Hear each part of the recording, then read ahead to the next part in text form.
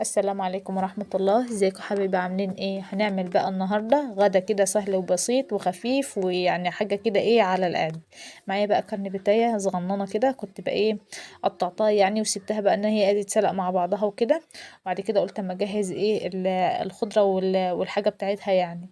معايا بقى ايه شوية خضرة صغيرين كده، ابتديت ان انا اقطعهم حتت صغيرة. ومعايا كمان طماطمتين كده هقطعهم برضو ايه مكعبات صغيرة يعني وكده. هو الأحسن ان انت تبشري الطماطم، يعني الأحسن ان انت تبشري الطماطم، بس انا بصراحة يعني كنت مستعجلة فكسلت ان انا ايه ابشرها.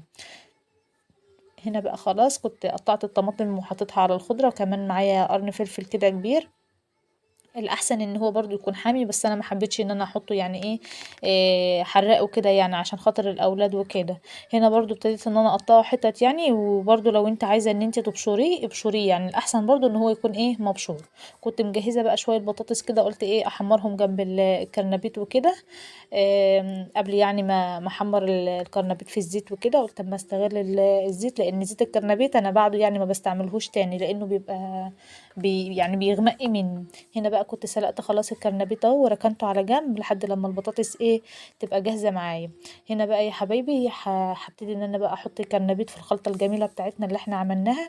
انا حاطه على الخلطه دي 3 بيضات واربع معالق دقيق وشويه ملح وشويه فلفل وشويه كركم.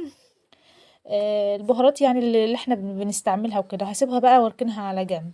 هنا بقى كان الشكل النهائي بتاعت البطاطس الجميلة بتاعتنا زي ما انتوا شايفين كده. حمرتها وخلاص بقى هركنها على جنب. هنا بقى هبتدي خلاص بقى ان انا ايه احمر بقى الكرنبيت يعني وكده. هحمره بقى في الزيت وكده. وبعد كده انا بقى يعني ما بطلعه من الخلطة دي بكون مجهزة معايا دقيق وبقسماط، يعني شوية دقيق على بقسماط، وبعد كده بحطه عليها، وبعد كده ايه بحمره بقى بيطلع بقى بالشكل اللي انتوا شايفينه ده. قلت بقى كمان ايه اعمل شوية رز ابيض كده جنب الاكل، واقطع ايه طبق سلطة حلوة كده. هنا بقى كنت خلاص عملت الرز، وقلت بقى ان انا اقطع السلطة وكده. كان معايا طماطمتين وخيارة وقرن فلفل، وكنت معايا كمان بصلاية صغيرة وشوية خضرة كانوا باقيين من ايه من السلطة وكده، بتاع الكرنبيت، خلطة الكرنبيت يعني.